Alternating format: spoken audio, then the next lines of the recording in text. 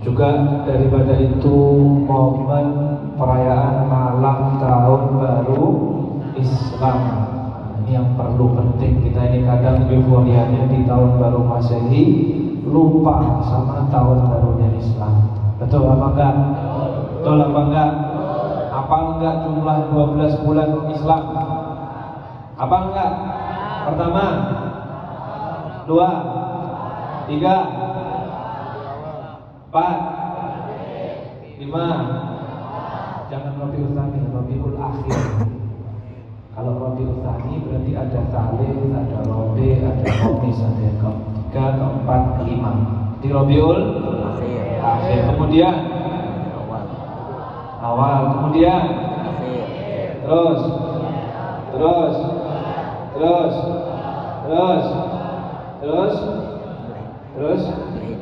nah, mulai akhir-akhir udah gak ada suaranya, udah bingung semua. Dari 12 bulan ini ada 4 bulan yang dikatakan oleh Allah Subhanahu wa taala dalam Al-Qur'an bulan haram. Allah Subhanahu wa taala bilang inna iddatash syuhuri indallahi 12 mundu yauma khalaqas samawati wal ard minha arba'atun hurum. Ada 4 bulan haram apa aja?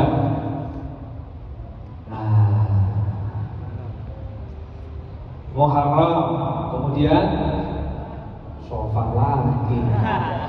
Muharram, Rajab, kemudian Dzulqa'dah dan Dzulhijjah. Jadi kemarin dari sebelum Muharram itu sudah kita masuk bulan haram dulu, Dzulqa'dah, Dzulhijjah, kemudian sekarang ini Muharram, nanti gongnya di bulan Rajab. 4 bulan haram. Kenapa dinamakan bulan haram? Ada yang tahu enggak? Apa harus kita haram melakukan sesuatu? Ataukah menghalalkan apa yang haram? Apakah mengharamkan apa yang halal? 4 bulan haram berarti 4 bulan mulia di situ. Kita tahu Masjidil Haram ya? Tahu Masjidil Haram? Insya Allah semua bisa berangkat ke sana. Amin. Insya Allah ya. Kenapa dinamakan Masjidil Haram? Karena itu tempat yang mulia. Tempat yang diagungkan oleh Allah Subhanahu wa taala. Non muslim enggak boleh masuk. Dan kalau ngomongnya kafir, protes orang-orang enggak boleh, kurang toleransi kalau ngomongnya kafir. Kemudian enggak boleh bunuh di tanah haram. Enggak boleh cabut tanaman di tanah haram. Ibadah di situ dilipatkan sama Allah Subhanahu wa taala pahalanya. Begitu juga sama ketika kita masuk bulan haram ini.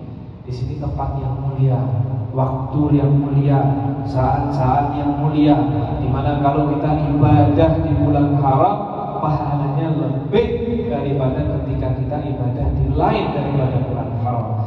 Begitu juga kalau kita maksiat di bulan haram, dosanya juga berlipat ganda ketika kita melakukan maksiat di bulan haram. Makanya hati-hati.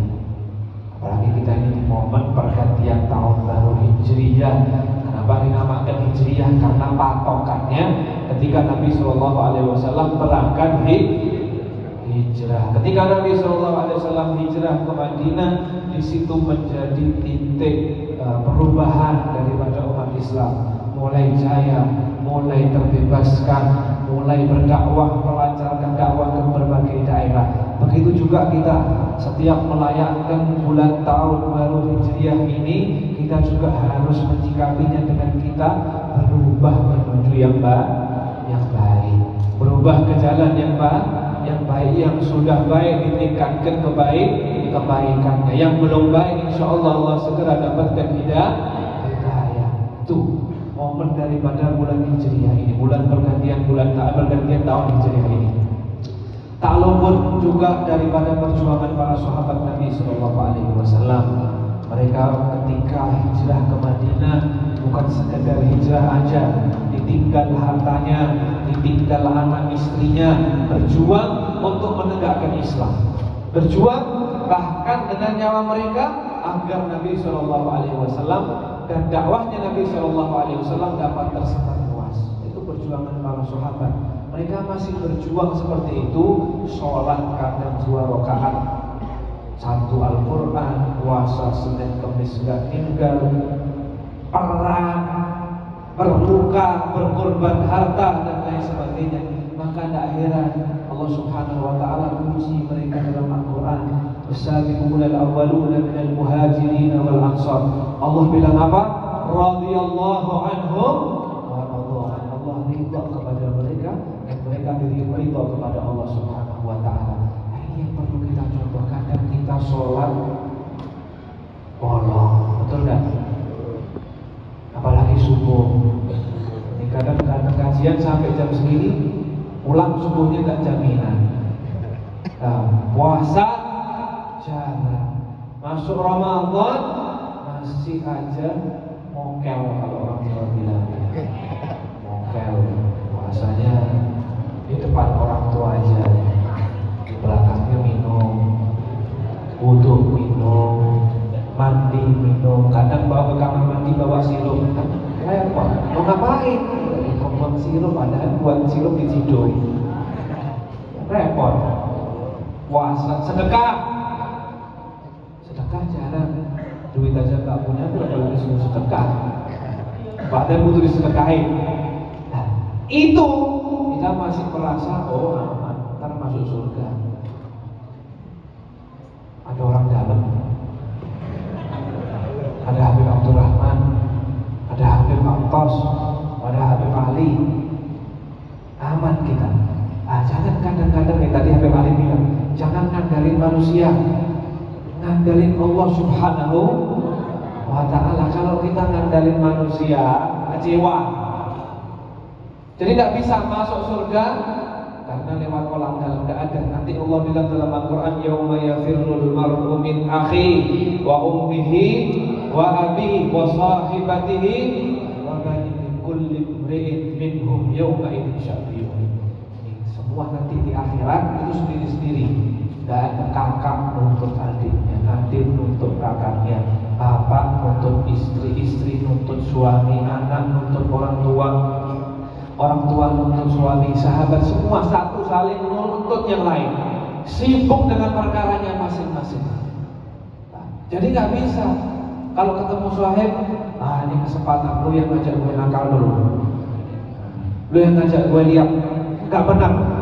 Ini yang ngajak saya minum, ini yang ngajak saya mokel, ini yang ngajak saya nyuri. Saling nuntut satu dengan yang lain. Sendiri-sendiri. Kalau kita tahu kita sendiri-sendiri, ya kita harus persiapkan sendiri-sendiri. Harus punya bekal. Orang mau keluar kota dari Jakarta ke Surabaya naik mobil, harus nyiapkan dulu bensinnya, makannya, etolnya, mobilnya. Nanti di rest area pakai makan. Apalagi kita nanti ke perjalanan jauh di akhirat, harus yang ada namanya persiapan. Dan kita ini beruntung sudah. Majelis di Jakarta banyak enggak? Setiap hari ada enggak? Bahkan pagi ada, siang ada, sore ada, enggak ada liburnya. Covid masih jalan, apapun keadaannya masih jalan. Hujan masih jalan, hujan batu aja kadang kita masih jalan. Banyak tempat-tempat kita untuk mendekatkan diri kepada Allah, tempat-tempat kita untuk mengingatkan kita kepada Allah Subhanahu wa ta'ala. Tadi yang disampaikan